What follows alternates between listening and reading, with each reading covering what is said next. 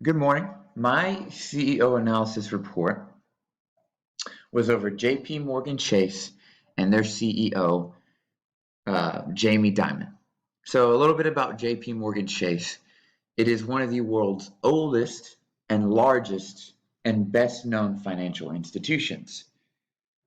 Its roots trace back as far as 1799, and it was built on the foundation of actually over 1,200 predecessors. They didn't all go by the name of JP Morgan, but it eventually made its name to JP Morgan Chase over all the years. Um, it's now under the leadership of Jamie Dimon, and under his leadership, they've had ups and downs, but they've had quite a bit of success. A little bit about Jamie Dimon, their CEO. He is one of the few bank chiefs to become a billionaire. He graduated from Tufts University, earned his MBA through Harvard School of Business, which he pursued 2 years after getting his undergrad. He knew the CEO of American Express, Sandy Weill, if I pronounced that right. And Sandy Weill offered him an assistant job once he graduated Harvard Business or School of Business at American Express. Then, after a few years there, Weill and Dimon had some disagreements about things, and Dimon was asked to resign. He eventually was offered the CEO position of JP Morgan Chase in 2005.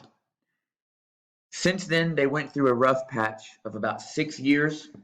The the company racked up 5 felonies, which is quite unheard of. The history of JP Morgan Chase, in the history of JP Morgan Chase, they didn't even rack up 5 felonies over the course of 100 years. So to rack up 5 felonies over the course of 6 years, something's wrong going on there. But they ended up coming out of it, and since 2020, they've grown substantially.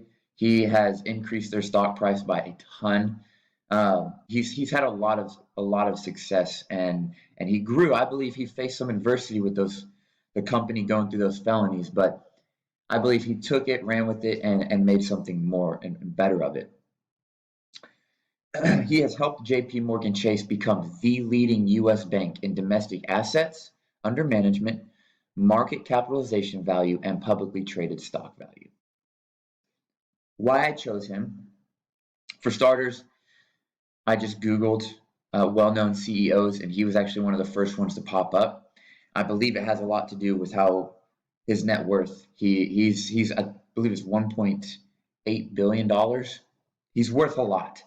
Um, but he also led J.P. Morgan Chase through some very scandalous times with all the 5 felonies that they managed to rack up. Um, he recent years he's helped J.P. Morgan grow and crush the competition. And then after reading about his leadership traits and what he values, I honestly admired a lot of his traits and saw a lot of those same traits. I see them in myself as well. My analysis. Jamie Dimon is a very driven and knowledgeable person in the field of finance. I mean, that's been his career. So he's very well known. He's very powerful in the field of finance, and he knows what he's doing. He's handled some large deals. He was pretty good friends with Obama. From what I read, they were good acquaintances. He's passionate about helping employees develop successful skills. After reading a lot about his leadership style, I read about how he's focused on discipline. He's focused on humility. He's focused on adversity through the truth and being persistent. He realizes that he doesn't know everything. He's not always right, but in order to set himself up and his company up for success, he's got to set up his each and every one of his employees, and he's got to develop them so they can be successful in their careers with JP Morgan Chase. Shared traits. I like to put an extra emphasis on discipline. I like to think of myself as a very disciplined individual. I wake up early, I work out consistently, I eat healthy. So that trait alone it resonated with me right off the bat. The value of adversity through the truth. So many people want to avoid the truth these days. They think that lying somehow will soften the blow, but in reality, truth hurts. Nobody likes to hear the truth, especially when it's something they're doing wrong. But that is how you grow.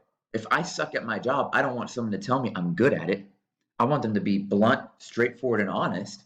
Tell me what I'm bad at so I can grow.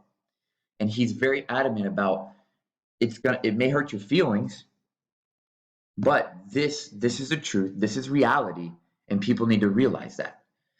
Another trait is his humility. I love Humility was something I had to develop over time. I used to have a very big ego, but humility is something that allows you to keep growing, especially as a leader. Leaders, just because you're a leader doesn't mean you're done growing. Being a leader means continuing to grow and continuing to lead and continuing to get better. And then another trait is just he's very passionate about developing others. If you can develop a well-rounded team, you can have a successful career and company.